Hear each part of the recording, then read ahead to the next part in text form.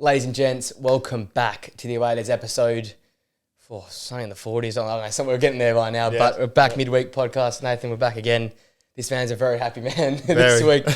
I don't know why. I don't know what happened, but no, he's a very happy man. Just in a good mood. So, why can't you be in a good mood on a Wednesday and Thursday morning? How are you, man? How have you seen the weekend's football outside of the obvious? How else has everything been for you? Yeah, good. Yeah. There's a lot of good games on the weekend across all the leagues, to be honest. But yeah, I mean, there's one that stood out. Just one that stood out to me. Let's cut the Carabao. Let's get straight into it. Carabao Cup was on Sunday night. Yeah, Sunday night even across there as well. Yep. What a game! Tell you what, I would pay to see Liverpool and Chelsea go at it for the next 10 years. I wouldn't. No, it's too stressful. We might only get maybe 5 or 6 goals in 10 years, but it's definitely what a game. Like 30 plus shots. Yeah. Like massive Emi Martinez level saves from both keepers at both ends. VR controversy, which I think I'll get to in its own part of this segment. I want to talk about the teams first rather than that rubbish, but it had everything. It had everything in this game here. Yeah, it was mad. Obviously, I was at the sports bar watching it, and when that Van Dijk goal went in, it was... Which one? Yeah, which one? Which goal? The one that actually counted. Yeah. It was insane. It was insane. Just all the Liverpool supporters went mad, and even for the first goal, getting, I had beer all down my leg, people throwing beer, and it's like, for what? Offside, and then this one went in, and it was amazing. I think throughout the entire night, I saw about 3 Chelsea supporters, and the rest was just packed with Liverpool. Red rain. But yeah, it was such a good game. I thought Chelsea weren't actually that bad. No, they weren't. In the 90, they weren't that bad. You could easily make an argument that they could have won the game. You could make an argument Liverpool could have won the game in the 90, but it's just extra time.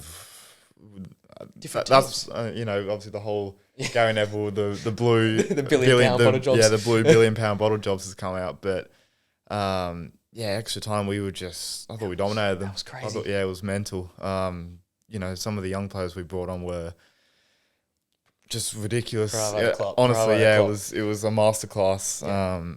Yeah. Before the game, you're looking at the lineups and you're like, this game cannot go past 90. No, we just didn't have anyone on the bench. Yep. And then obviously, I think about the 87th minute, we take off McAllister, Gakpo. I think Robertson came off as well. Yeah. And you're thinking, obviously you get the changes because they were just knackered. But you're thinking Chelsea just have to score, right? But then we speak about it a lot in big games. It doesn't matter who's playing. Your big players have to stand up. And Van Dijk was just colossal. He was fucking incredible, wasn't he? So, I've seen the stat. McConnell had 45 touches since he came on, the most at any player on the pitch. Yeah. And even young Bobby Clark. We've seen a bit of him. McConnell's more the surprise. I've never seen McConnell, but I've seen Bobby Clark the odd occasion off the bench. These 2 guys are going to be good, man. Bobby Clark was everywhere. Energy, he was pressing. Brilliant. He's going to be some player. You've had a few good players in Elliott and Jones, but now you've got this guy's generational sort of for this. He'll go on and lead this Liverpool team for years to come. Hopefully, it's just going to be whether he gets the opportunities. Because our new manager, you never know. I mean, he's going to get it now. I don't know how we're going to field a team tomorrow morning against Southampton. We've got the first team players we had. Endo's picked up a bit of a knock. Yeah, he's in a moon boot. I think he'll be fine for the weekend, but he's picked up a knock. Diaz is probably in a coma right now. To be honest, he was knackered. He has played ridiculous numbers. Yeah, of minutes because he played the whole Luton game because of how close it was. And we just had no one to bring on. And he played the whole 120 here plus all the so basically 140 with all the stoppages we get in these. I'd love to know the amount of sprints he did, where he gets the ball and runs at Gusto. I would have loved to see the amount. Wasn't that a great matchup, by the way? That was Gusto was. He started off a bit sloppy. He was poor going the other way, but Gusto defensively wasn't that was bad. Good. Yeah. I thought Diaz as well just took a little bit too many touches at times. Sometimes, yeah. But that's who he is, and that's what makes him so good. That's why Klopp plays him. Yeah. But just what a game it was, honestly. And that midfield, it was insane. I almost cried when McAllister got subbed off. I got nice. I was sitting a tear for my boy McAllister. But that midfield ran rings, I feel like. And you know what? I touched on the live stream. The first 10 minutes, you could tell it was almost back to the old school Liverpool, where I think Klopp recognised, all right, we haven't got our stars here. Let's go and just press. Because McAllister was in like Caicedo's in McAllister's pocket right now. I think if you guys a texture because as much as Caicedo was very good as well, these guys were at it the whole night. They were fouling each other. They were right on each other's back. And Enzo I think Enzo was probably the worst player on the pitch for Chelsea. I thought Caicedo was okay on the ball. I thought I have no idea how he didn't end up on a yellow that entire game. Same with Gallagher. We should have been red card. I'll get a red card a bit in that. They had so many fouls that were just like Endo or McAllister would just run past them and they'd foul them, which is it's fine. But after like 2 or 3, it's about time you sort of maybe book them. Yeah, like even one of them because then they won't do it the next time. But yeah, like our midfield just we did press. You're right, we did press them quite high a lot. Yeah. Even before Gravenberg got subbed off, we were pressing quite high. But yeah, I mean Endo and McAllister, they were everywhere. For me, like if we're doing it right now, they've got to be in the conversation for top 3 Premier League signings of the season, both of them. I think Endo definitely as well. Because Endo's maybe the most underappreciated signing. Because I remember the first few games, even I was there thinking like, is Crystal Palace, I was majorly concerned. I was like, he's really slow on the ball. Because he was saved by Elliot. Elliot came on and saved the day sort of from a more wide inverted wing sort of role. He was sort of in that, he ended up roaming the central area. Yeah. I remember McAllister had to come and, I think McAllister was playing, had to come and help out a lot of times and cover for Endo's missed challenges and the like. And then I was thinking maybe he's the league too physical for him. Mate, I should have got that totally wrong. Since Klopp dragged him, since Klopp dragged him at half time, just ridiculous. I don't know if it was just as simple as a wake up call or if it was just maybe he's gone to like the lab, so called, the next day and just kind of watched. I don't know, but ever since that game, I mean, he's been our best player. I think most consistent, most available, 16 million, and it's ridiculous. A 16 million player can be, especially in this day and age with how much money you have to spend. Like, 100%. Look at Rice, they spent what, 105 million? 100 million? Ridiculous in the amount, yeah. And obviously he's had a huge impact, but I mean, I think Endo's had a bigger impact on Liverpool than Rice has had on Arsenal, to be honest. Especially because how everyone around him's gone. Yeah. Like no one's memed it yet, but at the start of the game, the tifos on the pitch. I think every player on your tifo besides Van Dijk. Yeah. Everyone 3 of the 4 weren't playing. 3 of the 4. I think it was Nunes, Szoboszlai, and Trent. Trent was in. I was like, and then Van Dijk. I was like, they must have prepared this at least a week before then because it was like they had all their players not playing. And guess who was there? It was McAllister and Endo in that midfield. And they just worked their socks off and they were smart. They were great pressing. That's the thing. I don't think I've seen you press all year. And this is this midfield was supposed to be the midfield that can win the ball back. I think they're great in terms of defensively, but these guys are also great creators or, can push forward a counter attack or get the team going forward, especially McAllister. I think have they really got this in them? But they're actually McAllister winning the ball back off Gusto at right back, and I've got Endo sweeping along the back line, help out in the back line, then up the pitch, pressing Cole Palmer. Cole Palmer didn't have any interest space because Endo was out there as well. I feel like those two, as much as Diaz did a great job, and as much as Van Dijk did a great job, and the youngsters were impressed, I think those two set that game up for you because the way it was going end to end, if you don't have these midfielders there, Chelsea will eventually overrun. I don't know how bad they went in front of goal. That eventually overrun you guys. Like, I'm just so impressed by Endo because 78th, I think it was about the 78th minute, he takes off McAllister and he brings on Clark. Yeah. So he's got Elliot and Clark ahead of him. And then what a midfield three. And then before extra time in the 9th minute, he takes off I forgot who he took off. He took off Gakpo, Robertson and McAllister, and he put on McConnell. So he's got McConnell and Clark in front of him. Yeah. And this is a guy that's played every minute of like every game of the past month. Yeah. Asian Cup and as well. Even when we scored, I don't know if you saw, everyone was like on the ground and he's there like stretching out both next to Van Dijk. He's stretching out both his hammies and it's so funny, man. But even after the game, he struggled to walk. Same with Diaz. After the game, so he's obviously battling something. Moon boots can be used for like immediate kind of swelling or whatever, something like that. It doesn't necessarily mean like a bad injury or something. Fingers crossed. But Fingers crossed. It's like Gravenberg. He was in a moon boot and crutches, but I think he's just missing this week. But yeah, I mean, shout out Kelleher as well. He was, some of the saves were the ginger Neuer, mate. That's what he is. Commanding that, in that one of Palmer where he just chucked his arm out. That's what reminded me of like a Neuer save where like there is no right you can make that save, but there he is, just bang. Even the Gallagher one in the second half, about 70th minute, he got out so quick and he was nice and big and double save in the 90th minute as well. I mean, was obviously praising Endo and stuff now as we should, but none of it's possible if it not for Keller, because he was incredible. Yeah. And Van Dijk, you're right. Like, he saw the winning goal, but I don't think he got passed. He got dribbled past or gone past once. Unreal. Canales had an interesting game. I don't think one of his better ones. I thought he was quite good, actually. I think the amount of times the ball went over the top and he had to run down and get the ball down, I thought was good. His awareness in terms of when he had the runner behind him, I can create a little bit better, which normally he comes and there's definitely an argument. I think that's more how it's very high line we play. So exactly. That's going to happen. But his closing down speed's a joke. I don't think Van Dijk got dribbled past once, or did he made him any miss. I think Van Dijk was actually the almost 10 out of 10 game without being the hat trick that you need to get. I don't think he ever made a mistake. The few diags early on were difficult for Bradley because I think he didn't quite clock that it was Bradley a right wing, not a Salah bit or of a reshuffle. Because you're playing those diags, I'm like, oh, do you realise you're actually playing out there in the flank here? It's not Salah, it's not Trent anymore. But even that as well, Bradley moving to right, like. I know. That's the thing. Like he's played there in like the academy and shit, but this is Chelsea a cup final. Wembley.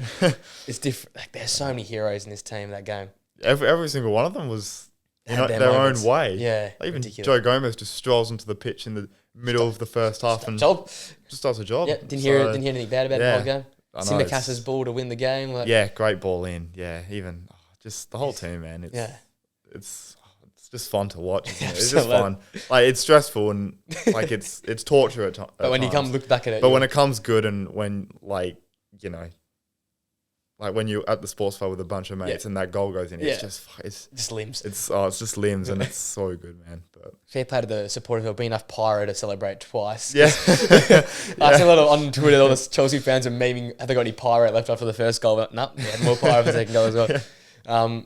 But yeah, like on a negative point, look at Chelsea. Like, I was harsh on Enzo in the live stream, but ever since I look back and still, I'm pretty. For a guy that's worth 110 million pounds for him or something like that, coming off a great World Cup, he is a 1 out of 3 game sort of player. He'll put in one I'm speaking like 8 out, 9 out of 10 performance where he dominates. But then he can put a game like on the weekend where he was awful, like slow on the ball, getting the ball nicked off him, not really having impact going forward. Like, Gallagher's outshining him. Even Caicedo's had a bad years outshining him. Those two were actually not too bad. I think Gallagher's probably their best player on the pitch, to be honest. Yeah, he was good. Like, but that was like even Cole Palmer struggled. Jackson, well, we know what Jackson, but Jackson struggled. Sterling invisible, other than for the goal, which was not a goal in the end. But other than that, I don't think he ever actually did anything. I can't remember him touching the ball. The final third, I don't think he ever touched it. No, I can't think of him touching it. No, not him. And Chilwell, mistake prone. Oh, he was embarrassing, by the way. Did you see? He had a go at every single one of our 18-year-olds. And he's a captain. Oh, honestly, that was like that's like I thought it was Bruno Fernandes for a second, the way he was carrying on. But yeah, he was embarrassing, I thought. Yeah, Gusto, I think it was great defensive. I'd give him that, but going forward, mistake ridden. The centre back and the goalkeeper are very good. Petrovic. He's a good keeper, actually. I rate him. I thought Disasi was fine besides the goal. Yeah. And Colwell was just fine as well. Yeah, so. It's just that so many of them were so poor, considering how even the close players the game brought was. On, like I can't remember Nkunku really doing anything. And he's injured now. Madueke, I actually don't mind as a player, but I think he should start. Yeah, but he can't start on the right because that's where Palmer plays. So yeah, true. But what does Sterling give? I'd rather play him out of position over Sterling. Gives you nothing these days. Yeah. I agree. Man. Yeah. I don't know what's happened to him. Like, I he started off the season. He was on. I think he has to be a false 9. Yeah, I can see him more of like a Dybala sort of role. He played there a bit for Man City, didn't he? Yeah, down the middle when they didn't have Jesus available. I just think that's where he's at. When he can tap balls in the back of the net, he's got good positional. Like, even for the goal, good awareness to duck inside, get in front of the defender, bang, goal. Like, that's where he's at his best. And I just feel like it was weird because Chelsea, you're right, in the 90 minutes, it could have gone either way. They were good, weren't they? There were so many poor performances around the park compared to the Liverpool performances that it's just like, obviously, I think we all agree Liverpool deserved the win, but Chelsea could have gone out and won a trophy. Easily, and we were looking back saying, did Enzo really have a good game? Did Chilwell really play well?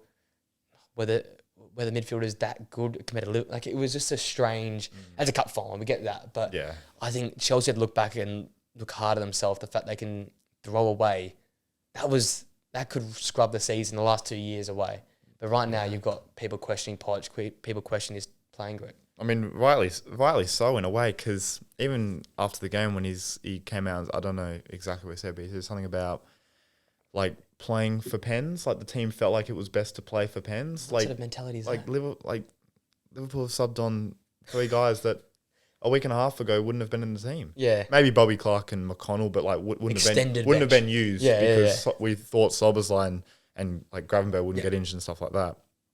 But a guy like Jaden Dans comes on, and he did more than Nkunku did.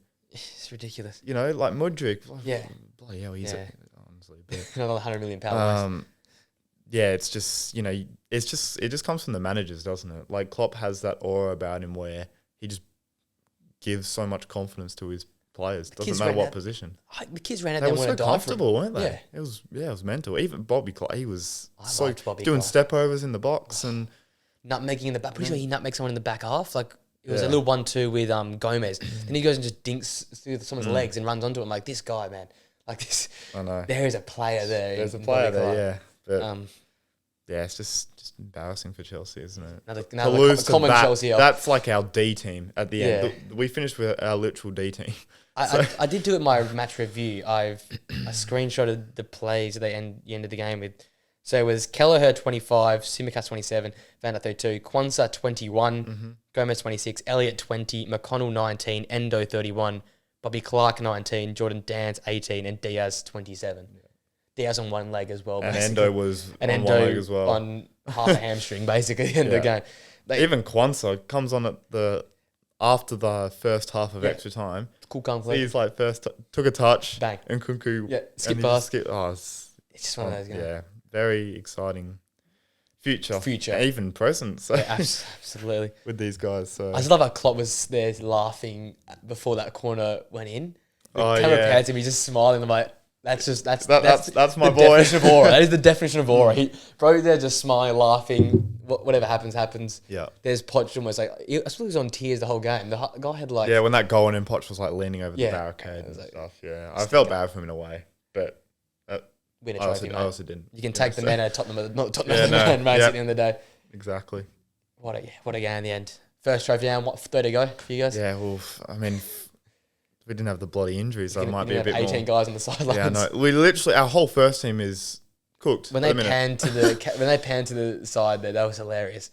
You're looking at like a full starting 11 on the bench. Nunes, Salah, and then seeing Nunes and Soboslai like jump over the barricades and it's like, injured, lads. Yeah, you're probably right. No, you're not. You could have played, but nah. Obviously, they are injured. But yeah, just insane. What an insane way to win a trophy. Absolutely. Just the injuries now, which obviously Gravenberg getting injured just compounds it. Yay, it's great. But that does remind me because so in the moment I didn't think much of it, but looking back, that could easily have been a red card considering the red card that were given the last few weeks for Caicedo. Like that. It's not an awful challenge, but the studs are there. He's gone down. It's so annoying because, no thought, like there's a little check, a 0.5 second check. And the offside, I don't know about that. If we're paying offside for that, we're going to be so minute, isn't it? But we're paying red cards for someone who pushes someone in the back or someone blows someone over. It could be a penalty now. Like that is like by the law, it's offside, but Cole, I haven't seen like Cole wraps his arm around minute. Like, most people surely didn't know what they were checking. I had no clue. No one on the Chelsea team was questioning anything. Yeah. Even Colwill. He was the one that got blocked. Hands up and then that was it. It was done. I thought it was for holding, like how they were holding Colwill held him. Yeah, but I was saying, like, everyone does that in corners. Like, we see rugby tackles in corners these days. Van Dijk was basically tackled to the ground by Chilwell. He couldn't get he was in his full shirt pull. But obviously, like, by the law, it's offside. There's nothing in that. It's one of those. But even the red card annoyed me more because like earlier in the season, like we've seen the McAllister red card. It's literally the exact same thing. Yeah. Where obviously McAllister got a red and Caicedo didn't even get a booking. I don't have an issue with it not being a red card, but you can't set a precedent in the middle of the season. Because Maguire did the same thing against Fulham, I think. Yeah, and he didn't get and I think back to Rashford in the Champions League, he did a thing where he stepped someone's foot. And he got sent off, didn't he? So, again, I don't mind if that's not a red, or if it is a red, but keep it consistent. Yeah, keep it consistent, and even then read the room a bit. Like, you know the whole double jeopardy thing? It's almost like you just injured someone's ankle. Surely That could have been by default, he could have broken his fucking. fully by default, you just send the bugger off because like he's gone and just injured a player. And again, I'm not saying that he meant to injure him, but if you're reviewing it and you know this guy's being stretched off the pitch as you're reviewing it, surely that has a little. And this probably shouldn't be allowed, but with the letter of the law right now being so grey as it is, that should have a little bit to count that you've actually injured a player in this challenge. I don't care. It's a reckless challenge. It didn't mean it though, but like, come on. Yeah, if you're not giving that, and some of the on the weekend challenges were red, and some of the past have been red, and some just so much inconsistency. I mean, the reality is we don't know if that's a red or a yellow because we've given 4 different occasions where one was red. Yeah, it's ridiculous. We can name 2 that have been red. We've just listed 2 that were reds and 2 that weren't, and it's. What's the difference between them? Exactly. There's not exactly. I don't know. Chuck the Office meme. Can you spot the difference? Yeah, exactly, I can't. So it just is just again. I knew straight away it wasn't going to be a red. Because Maguire did the same thing a day before. Yeah, day before. Yeah, 24 hours before, yeah. So I knew it was going to be a red, but it just annoyed me, the fact that you have a look at not just Liverpool, but obviously the Rashford one in the Champions League. Where, you guys would still be in the competition. Maybe. I think you still would be. You wouldn't have lost that game. So hopefully. But yeah, it's just mental. So if they're going to keep like this precedent from now till forever, I don't care. Yeah. But we'll see one next week in La Liga, and they'll give it a red. Yeah. And there's no consistency with it. So. Yeah, and that's the thing. I keep saying it. I'm fine with being inconsistent if there's no VAR, but if VAR is there and you have the whole 2.5, 3 minutes to look at it, get it right. Yeah. Otherwise, stop wasting my time. Just consistent. I want to go to bed. Exactly, yeah. Just consistent. And Gravenberch and Klopp's reaction. You never see Klopp that rolled up that early in a game. That's when you knew, he knew was wrong. Anyway, the right team won in the end. I think we can all agree on that. Of course they won. Of course the right team won. And what a cup final. Give me another Chelsea-Liverpool cup final again. Tell you what. I mean, I'll take it just like... another win. If it means... If I know before the game we're going to win, then... Be on the bounce, mate. Be on the bounce. Yeah, I know. Bloody lucky. 6 in a row. All 3 could say we were lucky. Yeah. But it's a trophy. Doesn't matter. And Kelleher's an absolute Wembley merchant. He just walks he loves the Carabao Cup. Bro just turns up for Wembley. And is he like the greatest Carabao Cup goalkeeper ever? Time. Yeah. I think he is. It was like Rooney's one performance he made against City in a Carabao Cup, and I swear they always rinse it on the Instagram reels of like Rooney's hat-trick versus Man City in the Carabao Cup. I was like, get it. It's always like Kelleher's great save versus Chelsea in the Carabao Cup.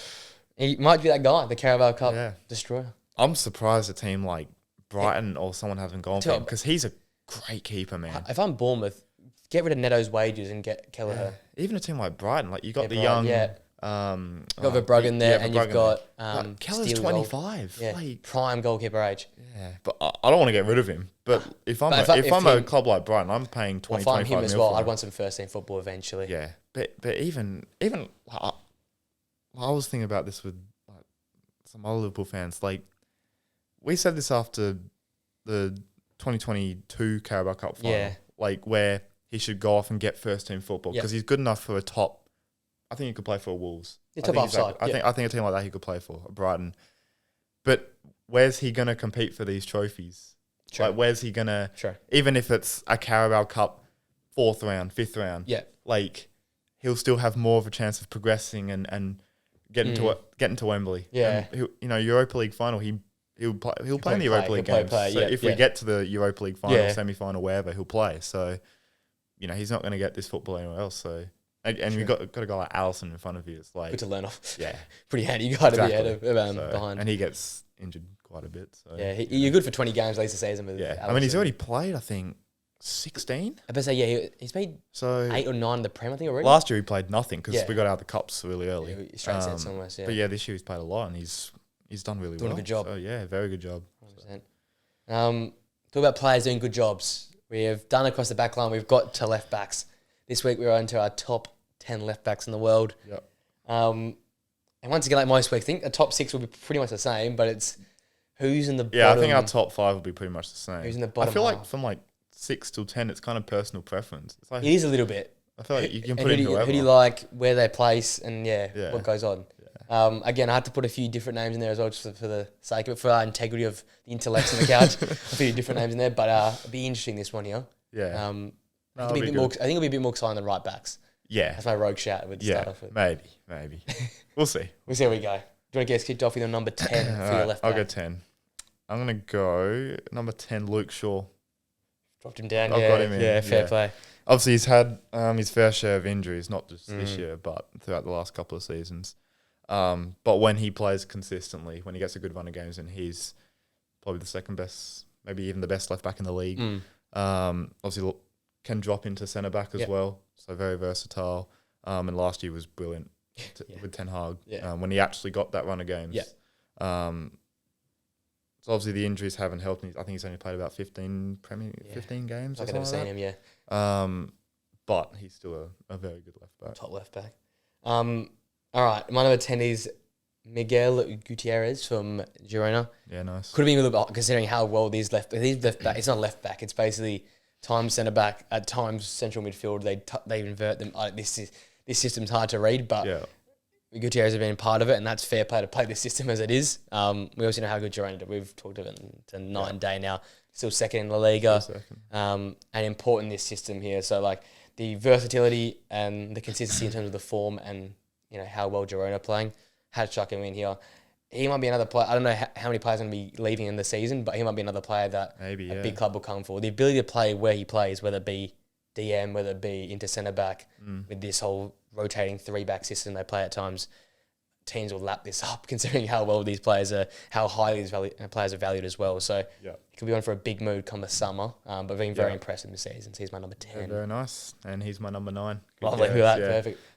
Probably been the standout left back in La Liga. Yeah, definitely. And I mean, Euros coming up. Could there be a chance he goes with Spain? I think he's got to be in contention for sure. Obviously, the way he's playing, the way that whole team's playing is ridiculous.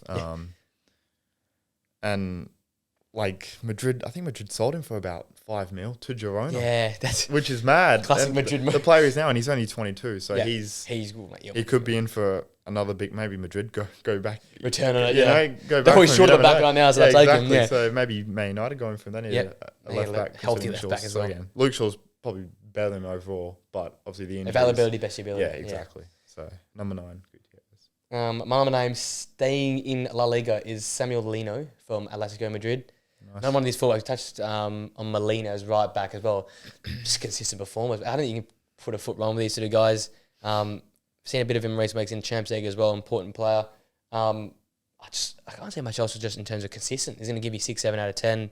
Got a bit of flair at times. Can push on and can be an attacking fullback. More that traditional up and down foot. None of this inverted crap with him. But that's Simeone, right? None of this rubbish with Simeone. Just get the job done. Not as high as some of the other guys. I think their ceilings and have played a bit more consistently though. So that's why he's at number 9 for me. Good shout. Number 8, I've got Udogie. Number 8, number 8.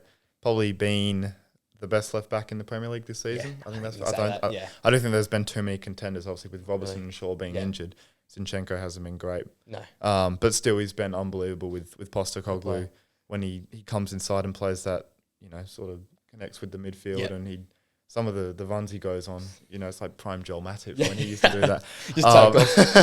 But he's, like 20, 21 years old, something like that. He's, again, he does occasionally like lunge into tackles at times and gets caught out, but that's part of sort of him learning and fitting into this new system that they're playing. So, again, he come from Udinese, went back on loan there. No one knew who he really was, and now this season arrived in England. He's been incredible. So, he's my number 8. All right, my number 8 is Ferland Mendy from Real. Yep. A player that maybe if you played at a smaller team, will hype up a little bit more, but because that back line is so solid and be sad everywhere, because you've got some of the best midfielders in the world in front of you, you don't get to probably see the best of him. Someone, though, again, very good on the ball, comfortable on the ball at his feet, solid enough into a tackle. I don't think his defensive game is as good as some of the ones above him. That's why I've put him quite low down. But someone that's very technical on the ball, very skillful. Definitely someone who's been consistently available for Real this season, which is hard to come by for them. So that's sort of in his corner as well. And he's in a Real Madrid team that I see as probably the best in the world at the moment. So that counts for something. So he's my number 8 for me at the moment. Bang on. And he's my number 7. Look at that. Let's go. Injuries in the past have sort of hindered him, and he probably would be further up this list, to be honest, because he's a very good left back. I thought he was like kind of 24, 25, but he's 28. Still, he's 28. Yeah. Ferland Mendy, I thought he was 25, 26. Okay. No, he's 28. Ferland Mendy. That's what I thought. Yeah. Okay. Jeez. But so obviously, if he can just get rid of these, if he can just get rid of these injuries, and him and Vinicius down that left-hand side will be amazing. Exactly, yeah. So, again, it's just the injuries that have hindered him, but he's been part of, I think, 2 La Liga titles and a Champions League. Yeah. So he's won it all basically already. Exactly, yeah.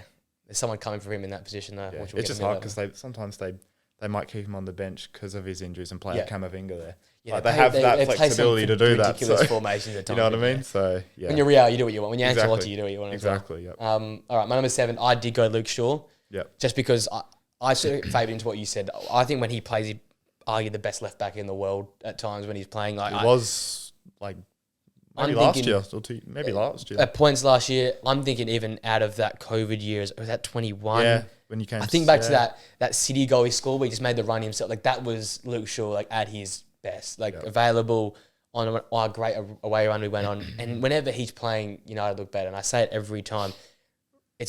Looks badly on Rashford, but Rashford needs Luke Shaw to play well. I don't think I've seen Rashford play well without Luke Shaw ever. Yeah, like good point. Luke Shaw makes, because he's someone who can duck inside with Ten Hag, but with every single manager, he's been someone up and down that bar line. As much as he can be called McDonald's, all he wants, he's quite a fit. He is quite a fit player. He gets up and down. He works hard. And again, someone that I don't think you can really put a bad game or bad few games on his resume. And massive in the Euros for England. That's huge. That COVID year, the season, and that Euros for England, that sort of 2.5 year period, probably the best fullback, left back definitely in the world for my eyes. So he's one of those players as well. When like you look at like past results with United where they've gotten hammered, where like you can say, oh, this player isn't trying. He's never that player. He's always kind of that. He's never below a 7. Out of 10, exactly. He's always kind of the main. I think he should be up there as captain. If he was fit, I think he would be a genuine shout. With all this questioning now, people questioning Bruno now, you think Luke should be the perfect candidate, but he's there, 60% of the time at best. And that's the thing. Well, last year we had one of our best seasons. He was probably there 80% of the time. Yeah. But this season having a worse season. Yeah, it's just the injuries is why he's so low for me. Yeah, absolutely. 6. Cancelo, number 6. Again, you could classify him as a right back, but he has played a lot. He's playing a lot left back. For Barca. Obviously, has had a bit of a dip in form this season, but again, like Arejo last week, it's the entire team besides probably Gundogan.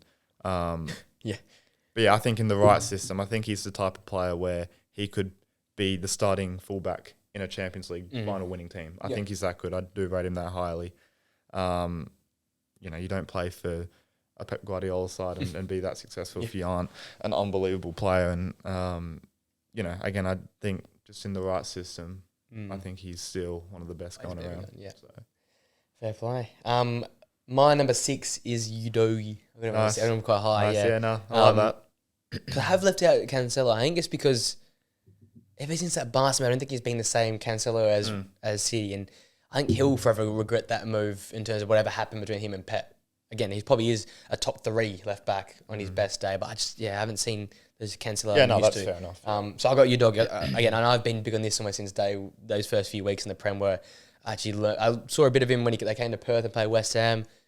Just saw him as absolute rapid up and down that flank, but ever since we've seen him come inside on the flank, again, defensively there's a lot to be worked on, but his closing speed, that's a big thing for me. Closing speed's a big deal in terms of my defenders because of how high teams play and how you need to play on the ball, off the ball.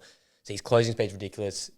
His passing has improved a lot as well in the final third, and his ability to come inside to help Basuma out. He's got everything a part of his game. Yeah. And it's just about development now. Exactly. And in his back line, I think Van der Ven and Romero and all these guys, they've had great days, but recently they've all had a little bit of a drop off. I think the doggy sort of stayed either constant or improving. So that's the biggest ticket I have in his corner. He's my number 6 for me. Yeah. Good shout. I like that. Top 5. Top 5. Here we go. I think relatively. I think we should have all the same names. Yeah. All just depends the order. The order. I've got Alphonso Davies as number 5. You're number 5? Yeah. Wow. Talk me about that. I think he maybe should be higher than number 5, but I just think the 4 I have ahead of him have probably been more consistent for longer, and I think their level at their absolute best is just so good in their respective systems that they play in. I think, I don't know if you've seen over the past couple of days, Madrid, I think that's looking very likely. So great. Just, Mbappe, just chuck in Davies. Why not? But again, he's still only 23. I think he's had a couple of injuries as well. Last year was bad. Maybe hindered him, But again, he has the ability to probably be the best left back in the world, to be honest. Yeah. But again, as I said, I've gone number 5 just because the injuries, and I do think that honestly the 4 I've got, I just can't put him ahead of them at the moment. I just can't do it. I think I've got something different then, because unless you really rate this guy highly, I've got DeMarco as number 5 for me. Oh wow, yeah. So I've missed someone obviously then. It's just probably the order we've got him in. Okay, good. Okay, I was worried if I'd forgotten something. I've got DeMarco number 5, who I do rate very, very highly, but I think the 4 above are different level. I'm putting these 4 in the whole category of their own. Yeah. But DeMarco is someone that's very close to getting there. And I think this Euros people will start to recognise who he is. I feel like this will be the Euros people start recognising, DeMarco is a very impressive player. Again, every week we touch on his system that he's playing in as well. Very, very good at it. Again, another player doesn't really put in a bad performance. Very good in terms of getting balls into the area, in terms of being the front foot. Not someone's going to invert and stuff like that, but you don't have to invert these days to be a good fullback. He's one of the better fullbacks going around right now. In terms of form, actually probably could be a little bit higher, but I think some of the names have got a bit more aura around them in the top 4 here, but he's my number 5. That's fair enough. Nice. 4, I've got Andy Robertson. Yeah, Andy, Yeah.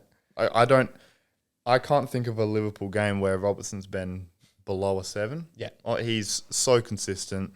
He's brilliant at both ends of the pitch. I still think fully fit, run of games, I think he's the best left back in the league, along with Luke Shaw. They're probably maybe about equal. Yeah. Obviously, I'm going to have Robertson ahead. You're probably going to have Luke Shaw ahead because obviously we're Liverpool Man United fans, and there's nothing wrong. There's nothing wrong with that. You know what I mean? It's just how we rate them. But yeah, obviously he's had the bad injury. It didn't seem like we missed him, but there were games where you think, damn, I wish we could have a left footer in Robbo whipping that ball in. Yeah. And him and Van Dijk as that left sided is just ridiculous. So. Absolutely. Yeah, he's number 4. Same thing. The few injuries that are starting to creep up on him is where you hurt him because he used to just play every single game. In those in the last iteration of that Liverpool team, he would always be there.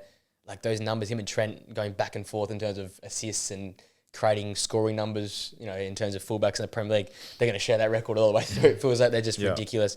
And Trent's a different sort of style, but he is truly like out and out creative fullback that can absolutely. He's probably one of the top 4 defenders as a left back in the Premier League, and probably the top 4 attackers in terms of fullbacks in the Premier League. That's just the person he is. He has no flaw in his game. Look at the pie graph. He fills it all up. Yeah, just ridiculous. That's the thing. I can't find a flaw in his game. That's the thing about Robbo. Genuinely, he might not. Maybe he's finishing in the box. I mean, I think every shot he's has gone over the crossbar. The Sky one, yeah. But that's the thing. Like, he might not be the best at anything, but he's good at everything. He's brilliant. Yeah, he's very good. You absolutely want that left back. That's what left backs are there for. So he's another 4 as well. Top 3's I've got DeMarco at number 3. Okay, cool. Yeah. 3 goals and I think 8 assists in all comps this season, which is mental for the way that side plays. Yeah. Never really injured. Inzaghi trusts him to bomb on and get into the box. And most players are left winger at times because he knows he's going to get back and do the work defensively. And, he's been super consistent for a couple of years, like the whole Inter team have been. And, he's been hanging around people's team of the years for a couple of years. In and around it. So he's just an absolute freak at the moment. And I'd hate to be a right back or a right midfielder because you're going to have to work. Long day. Yeah, it's going to be a long day. So a long day. Whew, here we go. Top 3s. So I went Grimaldo 3.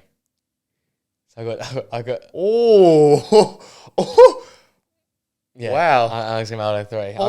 I got 2 guys that I don't think you were like you. I've got. I'm actually scared. Have I missed? No, you haven't missed anyone. You haven't missed anyone. I rate someone very highly. Okay. Who you don't rate as highly. Okay. Grimaldo. Leverkusen. This is our weekly Leverkusen Inter segment where we talk about DeMarco. We talk about Grimaldo. Not a bad game. Probably the best left back in the world. Probably the best in the world right now. Yeah. Talk about creating. Probably the best creative fullback as well in the world right now. They are still unbeaten. Forget Arsenal's shitty Invincibles. This could be the best Invincible of all. Forget the gold Premier League. This should be gold plated with diamonds on it. Like, this is going to be a crazy if they do it. You've just annoyed a shit ton of people. Oh, I can't wait for it as well. I want to wind them up. By the way, just to tell you off topic, United play Arsenal second last game of the season. I would love to ruin Arsenal's title chance. Oh, please. With an Anthony, that 91st minute goal, shushing the... Oh, please. I couldn't think of anything worse. Anthony scoring. Yeah. And then I hate City as well, so It sounds bad as a United. I love them to win it on that day. If we beat Arsenal and City drop point, we'll probably be in the hospital that day watching all our players have surgery. So Gravenberch's getting his hamstring put back together and stuff. No, back on Leverkusen. He's been ridiculous.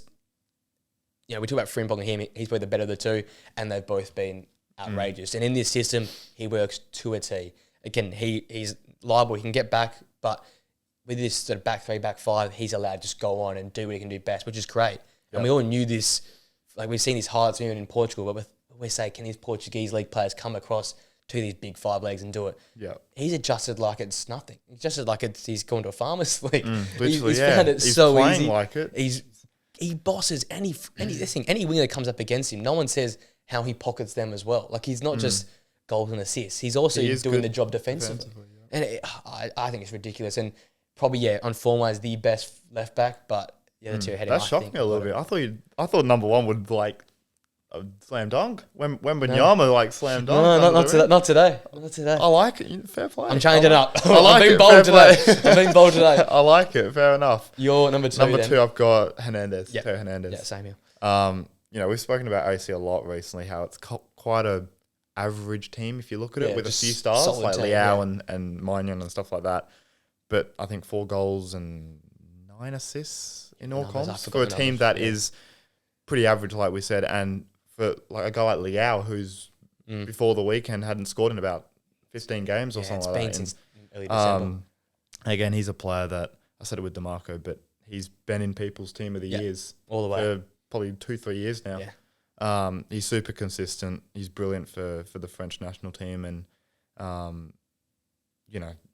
to have him second ahead of a guy in DeMarco who's top of the league and has lost one game, it just shows how good of a player he is. And that partnership with Leao on the left is a joke. Honestly, it's ridiculous. Good stuff on that. Yeah, I'm the same. I've Hernandez second, up and down.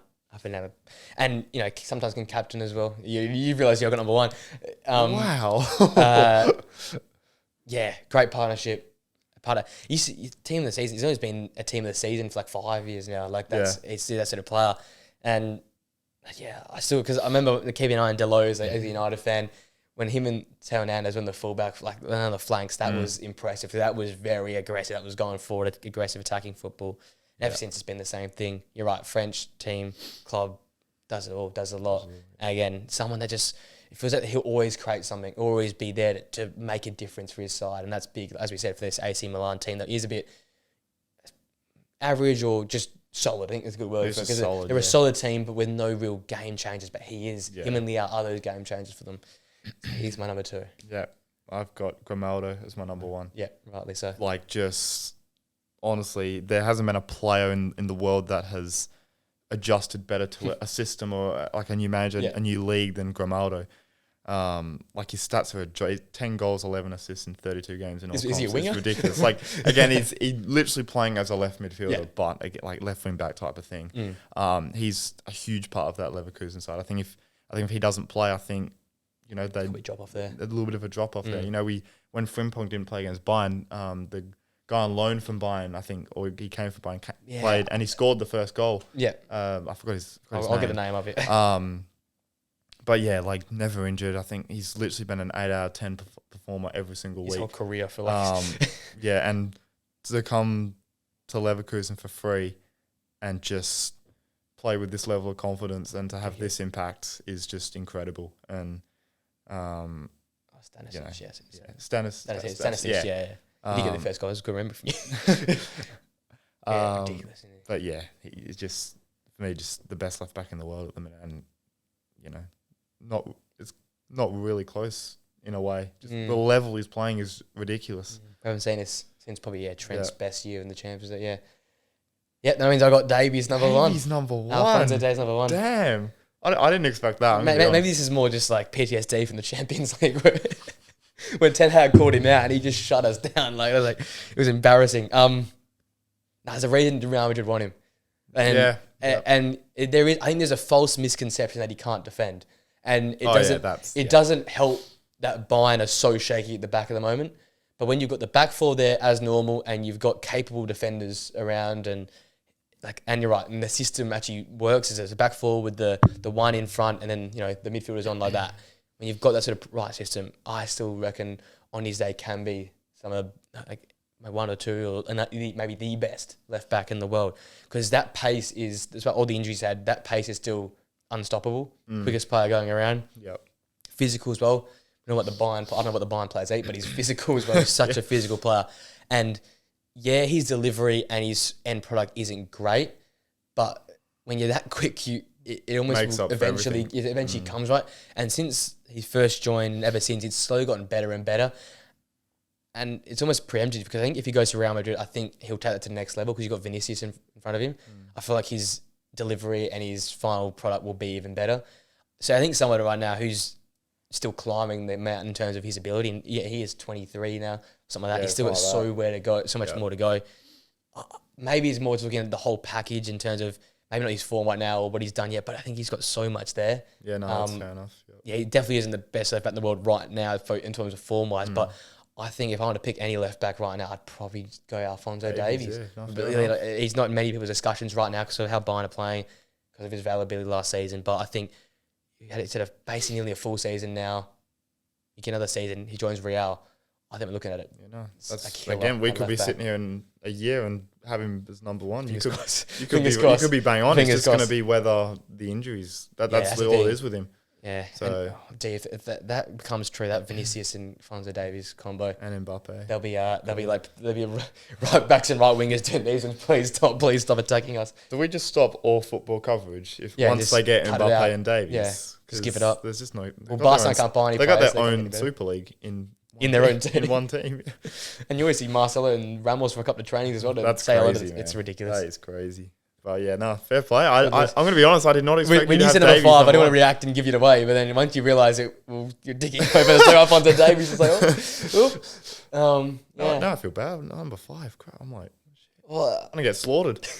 we'll find out on Friday when I release these. Let's see what people think. Yeah. But I'll go over mine one more time. We can go over yours. Yep. I went Gutierrez at 10th, our weekly Girona player. Number 9, I went Lino. 8, Ferdinand Mendy. 7, Luke Shaw. 6, Destiny Udogie. 5, Federico Di Marco. 4, Andy Robertson. 3, Gamaldo. 2, Teo Hernandez. And number 1, Alphonso Davies. I've got 10, Luke Shaw. 9, Gutierrez. 8, Udogie. 7, Mendy. 6, Cancelo. 5, Davies. 4, Robertson. 3, Di Marco. 2, Hernandez. And 1, Gamaldo. Similar names, different positions. Yeah.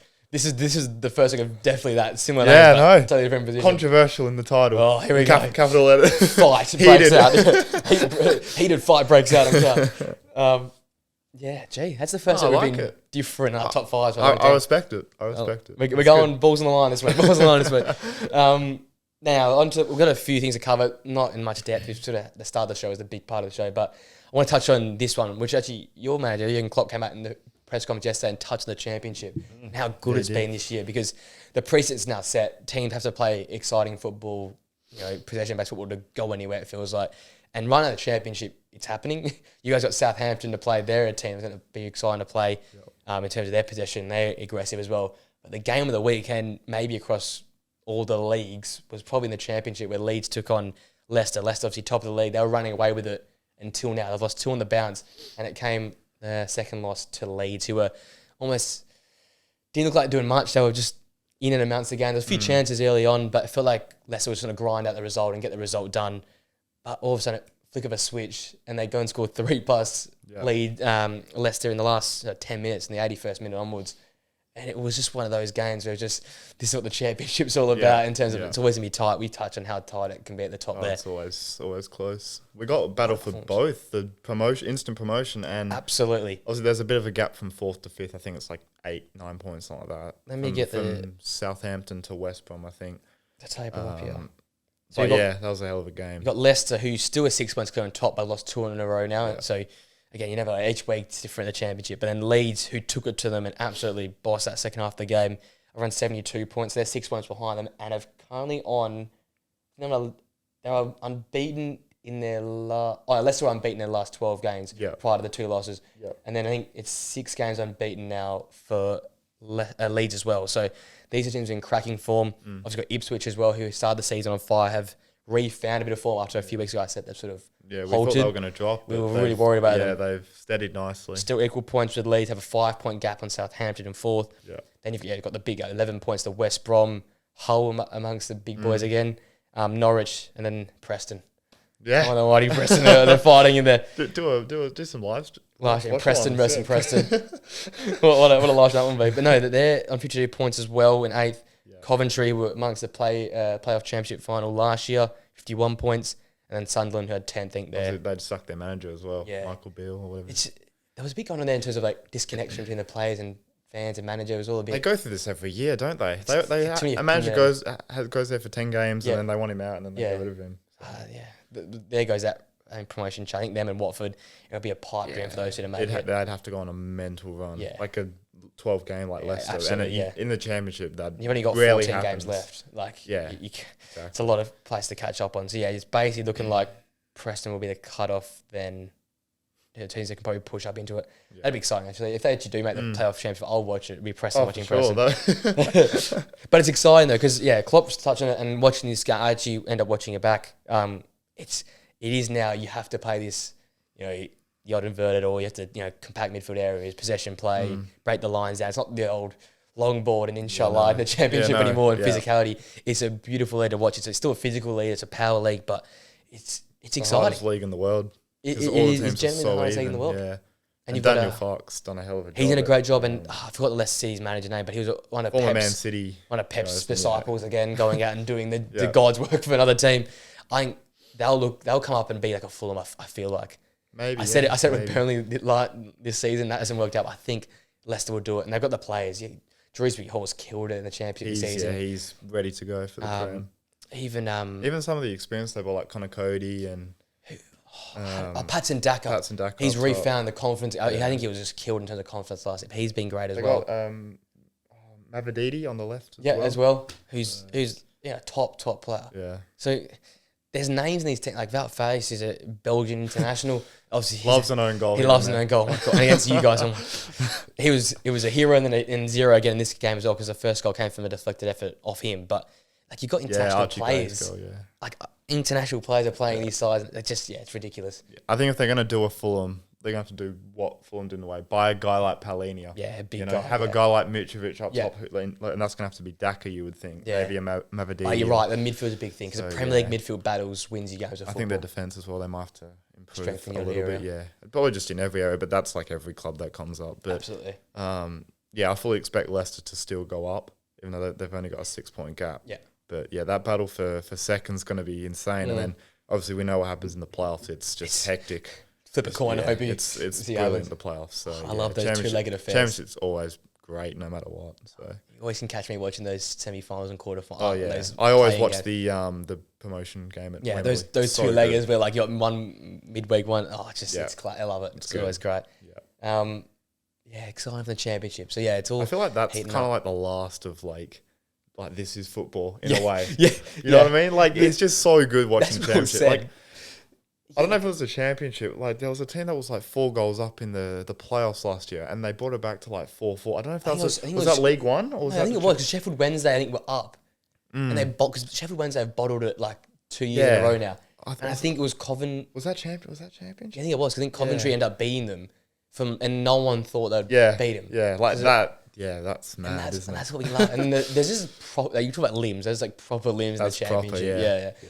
Oh yeah, great football championship. And the atmosphere, having fortunately been two games now. The championship atmosphere is like Leeds fans are feral most of the time you hear about it, but they get well into it, and it's even like I went to QPR 2 years ago. And they're a mid-table team. Yeah, they're the bottom, aren't they? But when I was there, I think they were 10th. Yeah. And the limbs at that game, like, and this was a Tuesday night, 7 p.m. Like, can you imagine anything in Australia? No chance in hell. We've turned up to 7 p.m. on the tube to the it was popping off on the tube to on the game, going home. Ridiculous, love it. Yeah. Championship football. There's our promotion of championship. Go check it out. Go on, kid. Go have a look at the real football. We'll keep a close eye on that. I'll keep it up. Because it's coming towards. I slacked off a little bit last week, but we'll keep an eye back on it once again. Over to the Bundesliga now. Just touching on the traditional two big boys. Bayern could have set further points behind Leverkusen after they won, but Bayern escaped with a 2-1. Leipzig always cause Bayern problems. You can look back at history. There's always close games. But this one here, Harry Kane had about 4 or 5 chances to score. He ended up scoring the win in the 91st minute to give him the 2-1 win. But another case where if they had drawn that one again, they were lucky. 10 points. They were lucky. Yeah, Leipzig had a lot of chances. Neuer was unreal. Putting him fifth is a masterclass, honestly, because it's ridiculous. He was unreal that game. He made some huge saves, and Leipzig were a bit crap in front of goal, but when you got a keeper like that, it's always becomes 10 times harder. But just individual brilliance kind of bailed them out. Musiala was really good for that first goal, the turn, and then the ball to Kane, and then Guerrero's the second one. Who had the second? No, it was actually a ball from Eric Dyer. Unbelievably, I think it was Choupo-Moting, and then Choupo-Moting to some random flick, and then it ended up with Kane to volley it. A world-class finish. So Kane and Musiala mainly were the two heroes. What's new? Pretty much. Eric Dyer playing that. But this is going to be them for the rest of the. This is why I just don't. They just can't. There's no way they can win it. Nah, and it's the fact that Tuchel's there, but knowing he's leaving, what sort of mentality? I feel like that'll be their kind of performance, and teams will score because Leipzig should have scored probably another goal or two. If that chance falls to a Pender or Xavi Simons, that one's for Sesko. I got the back of the net, man. Xavi Simons was quieter than normal. Yeah, he had like a scruffy kind of half. I was looking at him as like this chance he shows on the big stage, So he's done the Champions League a few games, but I thought this is it against Bayern to kill their championship title chances off. Yeah, it's mainly Dani Olmo. I thought he was kind of the instigator. Yeah, absolutely. But a lot of just average performances from the Leipzig side, where normally there's always someone that stands up and wins the game for them. Yeah, that's the thing. Yeah, despite obviously last week we mentioned we kind of backed Leipzig for top 4 because of that youth, and you don't know what you're going to get. Yeah, exactly. But that's also what can cost them, right? It's the same game here. Yeah, so, absolutely. Obviously, Dortmund are much better the way they played against Hoffenheim. Well, we touched on that perfectly. But I mean, that top 4 battle is going to be very interesting between them two. Absolutely. I don't think there's anyone else in it. I don't think you can get real. It's a stretch. I'm pretty sure it's stretched. But you led it on perfectly. The other game I wanted to touch on, which is Dortmund's loss to Hoffenheim. They're a team. That's their first actual loss, I think, in the league in 2024. But they've had some stinker draws. A lot of draws. It's been coming. Defensively, they would just like the first minute and a half. Just all over the place. The ball from Chan was slow, and then the centre back just stood there. Back foot. Yeah, and then they conceded a cheap one, and then they responded well. Got 2 quick goals, for both of them set pieces. But just I don't know, just so poor defensively, weren't they? I just don't get these teams where they're 2-1 up, and they leave themselves so exposed. Like it's fine playing this aggressive style of football, but you got to be smart with it, and especially against Hoffenheim, who. This Max Bayer scored both goals for them, but I think he's taken up to 6 or 7 on the year, so it's quite impressive to say for him. But it feels like these Hoffenheims and these Wolfsburgs, the middle to lower table teams, they just can catch Dortmund too easy on the counter attack. Yeah, and you're right, it's exposing yourself to. You're not that quick at the back. Emre Can isn't that quick either. Schlotterbeck's not rapid, and Mats Hummels at times has to play for them. And you got Sabitzer, I think he's been probably their best player. I think he's been really good for them. He's on the edge of their own area, so you're isolating yourself out. That's saying something though. If Sabitzer's your best player, good. He's a good call. You know what I mean? He's a tidy player. He's a good player, but went to United on loan, and it was solid. It was all right, but you would never sign him. One of those loan players you fall in love with, but you don't. Yeah, exactly. Yeah, exactly. Julian Brandt again was just average. I thought he's a player that when he left Leverkusen for Dortmund, you can't expect. Kick on. We got like Mario Götze 2.0 here. Yeah, that's the same sort of vibe. But just average. It's just an average team, isn't it? Sancho, he hasn't really done too much. He was labelled the worst player in that game, by the way. Yeah. That's what it was labelled. That's crazy, yeah. It's all falling apart. That's crazy, yeah. It's I don't know. They've bit of a revamp for Dortmund, I think, after coming so bloody close. It's tough. Yeah, and Marco Reus not the same player. I think Malon's been quite good. Malon was great. He's been quite good. You know what? Fulkrug, who's been in the goals like crazy, like hat tricks and just proper tap into the guy. He had a chance right at the end, I'm pretty sure. Scuffed it, didn't he? And I'm just like, that sort of sums up where Dortmund are this year. It's just a lot of mediocre and just... How can Fulkrug be one of your top. I think he is. I think probably he's their top scorer. Like he's a decent striker, but for a club like Dortmund that would really obviously want to be challenging Bayern and Leverkusen, they're just nowhere near it. As I said before, double kick yourself because this is the year you could have won it. With Bayern playing. Maybe, yeah. They were the team they were a lot closer. No one would be above Leverkusen. Oh, yeah. If Leverkusen weren't the team they were either, if they were anything like last year, they would be within 3-4 points. Yeah, they'd be right next to them and breathing on their neck. That's all we have with Bundesliga. I said Leverkusen won. Do you see the Xhaka celebration? That is unreal. How good is that? That is unreal. Love that for him. He fooled everyone. The commentator, Alonso. Alonso did it. Alonso was like calling his players to go on. And he turns around and he does this whole. That's a classic that was brilliant. That'll be next year. That's like 90th minute online. Yeah, and you do a celebration absolutely. It was a complete shithouse. Another timely win for them as well. Again, not a crazy performance, but just got the line, got the job done. That's all I have to do is just win. And that's what good teams do. Save your good performances for the big boys when you smash Bayern. Yeah, and the big boys. Yeah, just got to win. Because Bayern will, for sure, like you'd think they're going to drop more points. Yeah.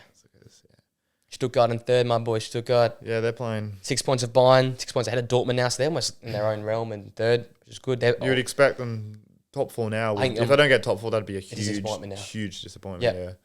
Eintracht Frankfurt has 6 points behind Leipzig, so they're probably just maybe a rough shout for Europa League. Again, all it takes is a game. You know what I mean? Yeah. So, and Hoffenheim with a massive win takes them to 7th now. So, yeah, big game for them. And then at the bottom... What's the gap between 6 and 7? 4 points. So they're a bit off Frankfurt, who's a bit off... Yeah, so they're probably just in their own world with Werder Bremen as well, and Freiburg.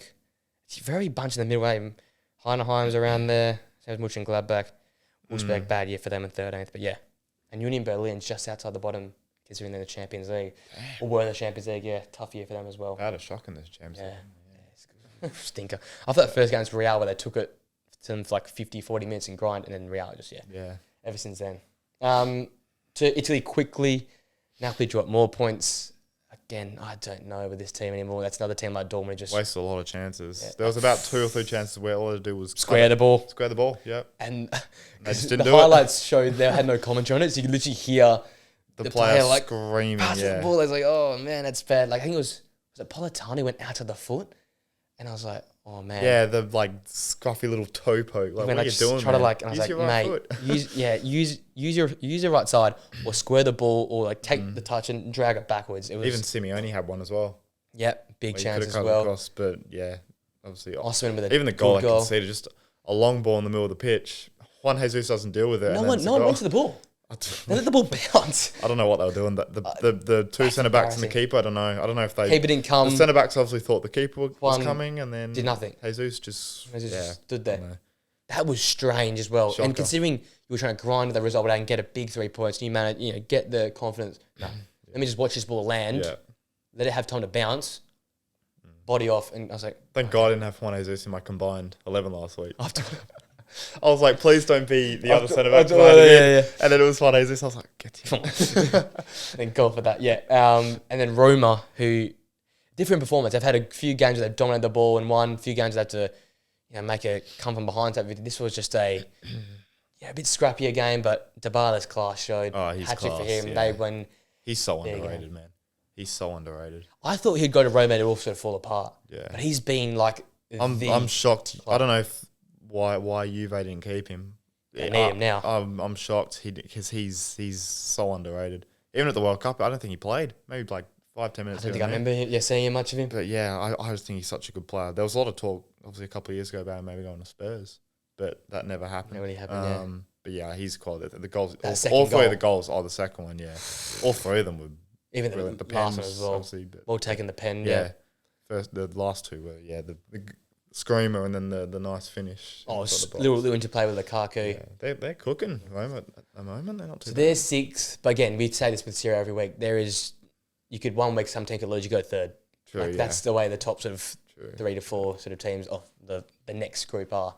You've got Inter, you've got Juve, and the rest, and it's just a all cluster of just teams. Yeah. I think Napoli can roll themselves out now. They're 9th and a long way off. Yeah, they're well off it, aren't they? They were within like 3 points at one stage. Now they're 5 points of 7th. Yeah.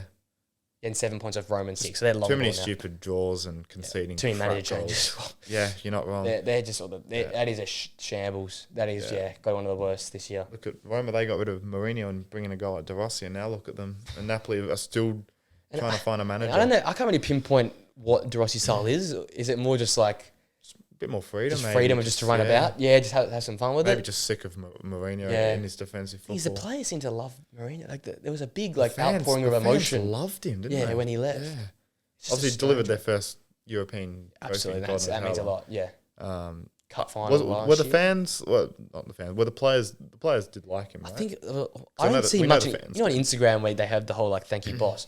There was a lot of that. The only other time I've seen that this year was Steve Cooper at Nottingham Forest. That's certain levels as well, where like this manager is like he's inspirational to the club. So he obviously meant a lot to the. Maybe you're right. Maybe just fresh face and a bit of freedom. Especially like play like Dybala, who was very good under Mourinho as well, but.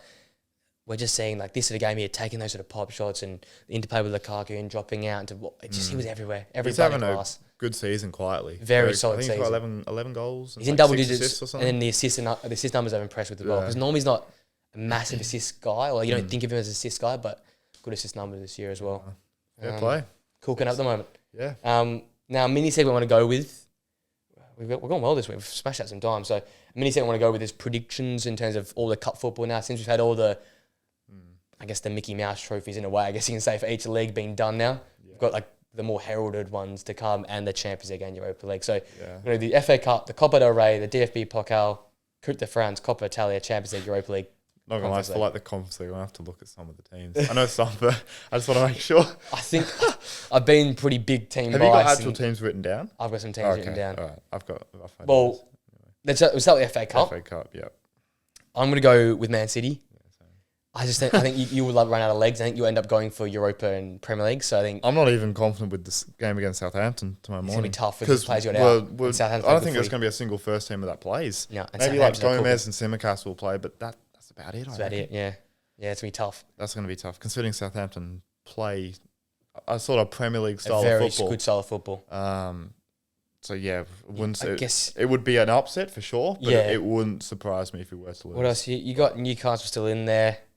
Obviously, Chelsea, Leeds will be a good one. Man United, Forest. I mean, do you back United? I back us in, but again, if we come against a City or we come against Newcastle, we get smashed. So even like Wolves, you'd fancy them against a lot of teams. I went with City as well for sure. I think they're head and shoulders above at the moment. Yeah, and it's because Spurs are out the only team that can really beat City out of it. So that says a lot. Pretty much. All right, the next one will go as a Copa del Rey, which I think again is a bit of a slam dunk. I've got Atletico Madrid. They are down in their first league 1-0 to the Athletic Club. But I feel like whoever wins that tie... Mallorca already in. I think, whoever wins that tie wins it, right? I don't see Mallorca winning it. Athletic Club, by the way, I've got Athletic Club. You going to go for them? Yeah. Because at home, they're good at home. They beat Girona pretty comfortably. And they're cooking right now as well. Yeah. I think they're the most informed team in the league, if I'm not mistaken, at the moment. I think they're like last 5-6 games. I think they're very tough at home. That's a huge result away. And they've got like front plays that score goals. Like when you have some teams that like the Chelsea, you have a lot of chances you can't score. These Athletic Club forwards just score some good goals. Players, yeah. I'm going to back them in. I'd want to see them go through. I think Atletico just with Simeone shit out and will work their way through. That's fair enough. It wouldn't surprise anyone. Yeah.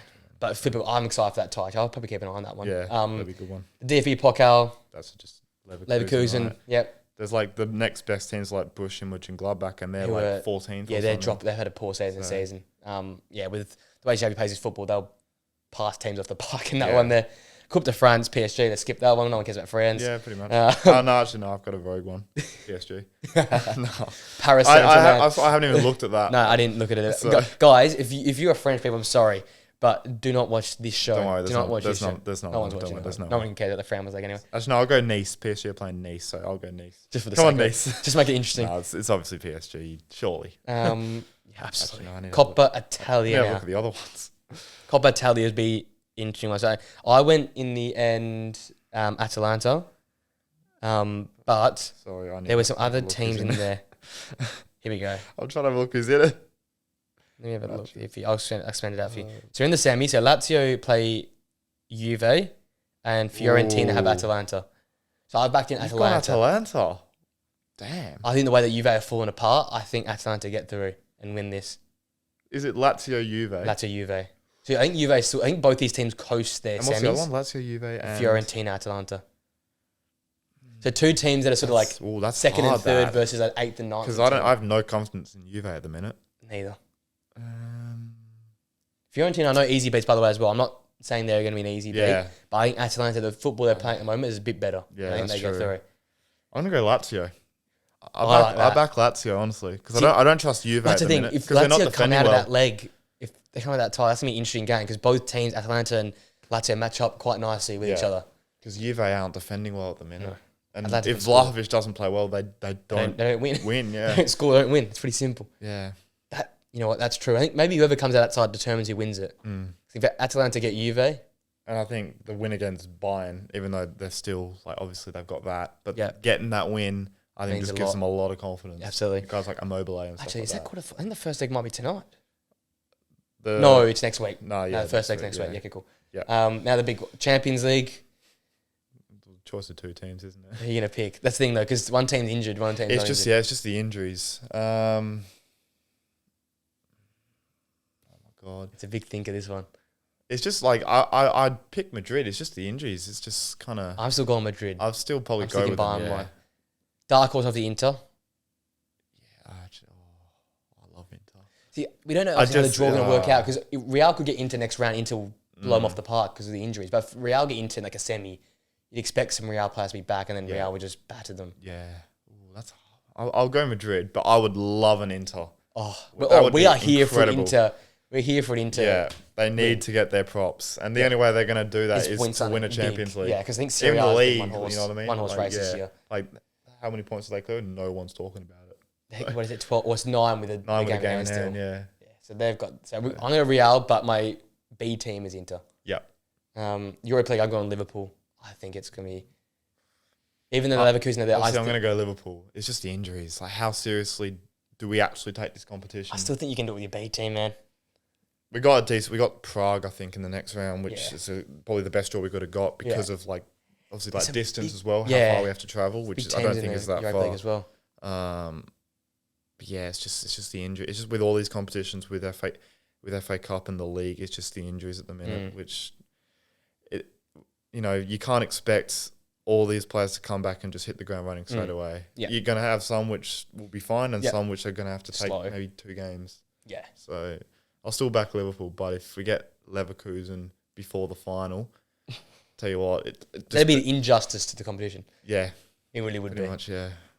I mean, you just can't see anyone else winning it. There's a lot of other teams that will be interesting. Like the whole time, I think Europa League's going to be more interesting than the Champions League. Roma are in it, aren't they?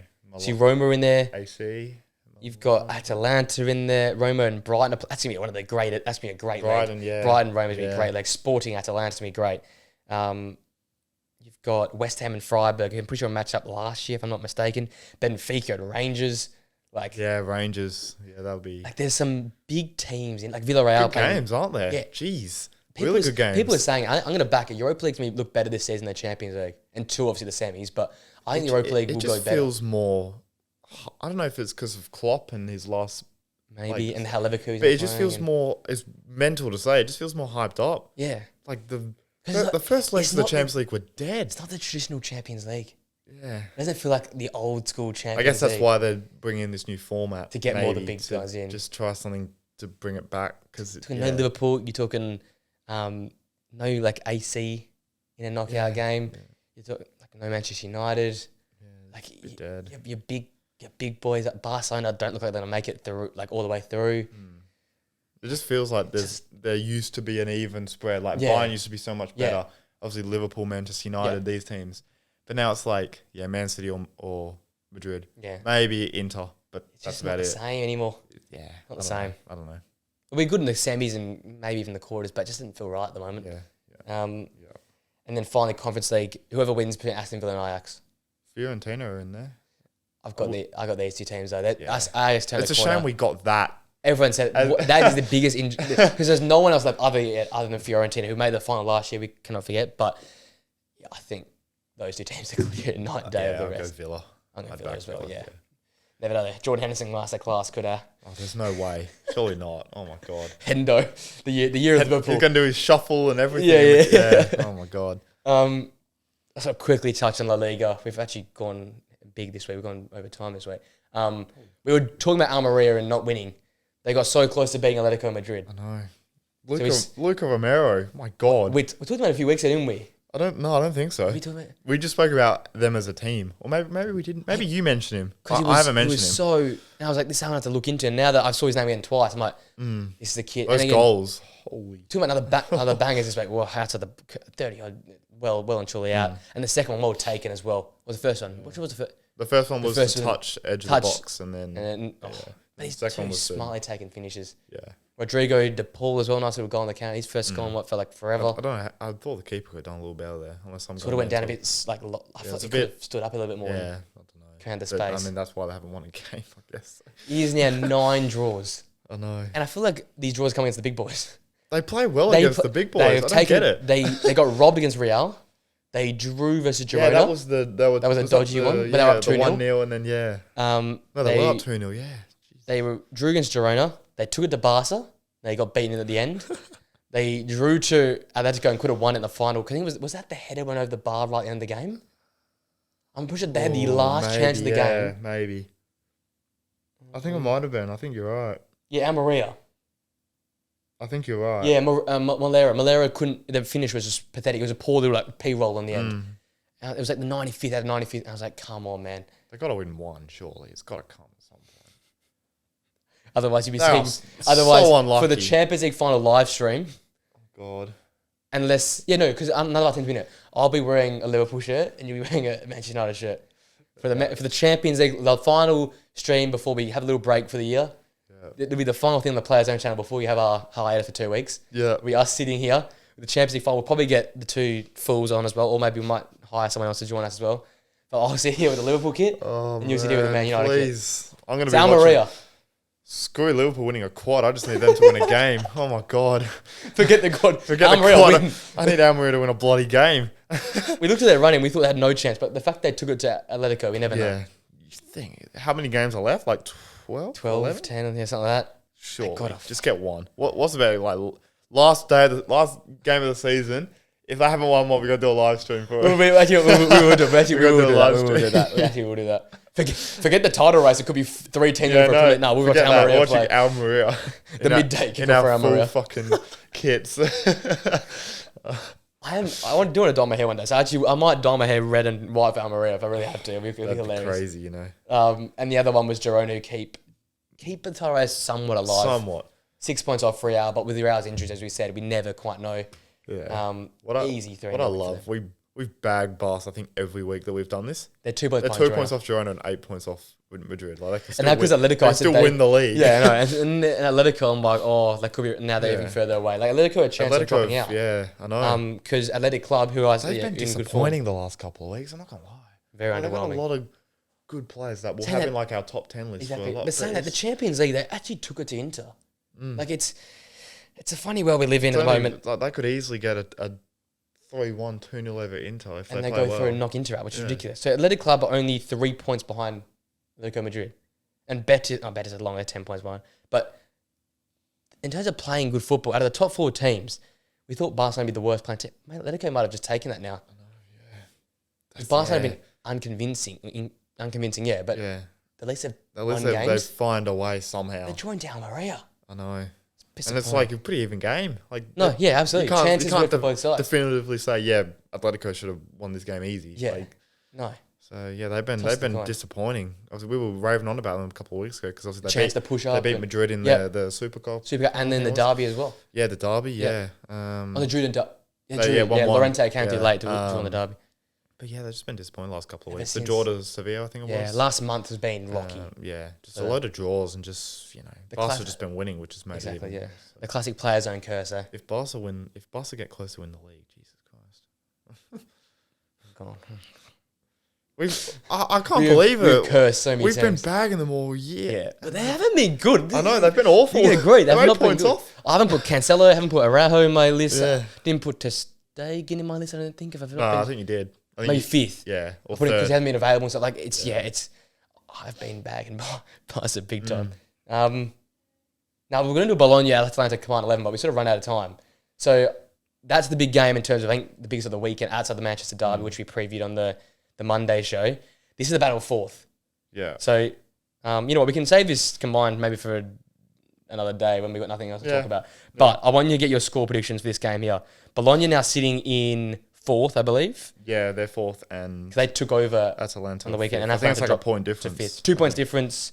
Atalanta obviously got the game in hand. Yeah. But this is big because Atalanta play tonight, I believe. Is it at Bologna? It's at Atalanta. Ooh. Tough game.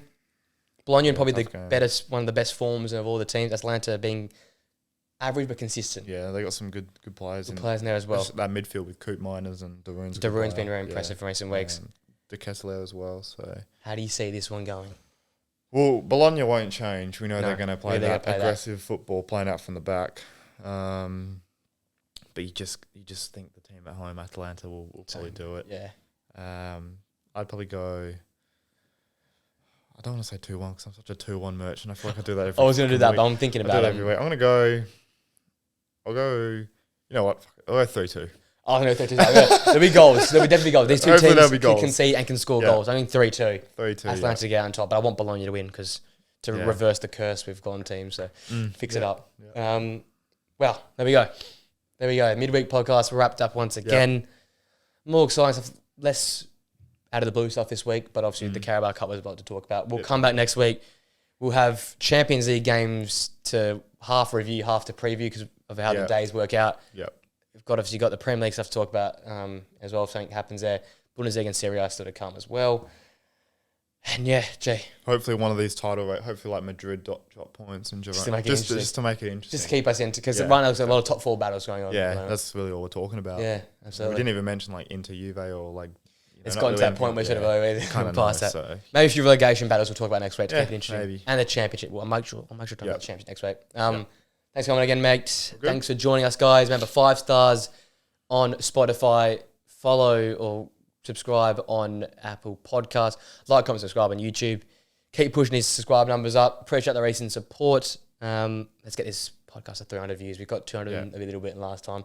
Yeah. So that when these go up, I feel like they just kick into gear once we post a new one. So do your best to get this one to 300 as well. Thanks for joining us, mate. We'll see you guys all next week. Until then, we'll see you later. Peace out.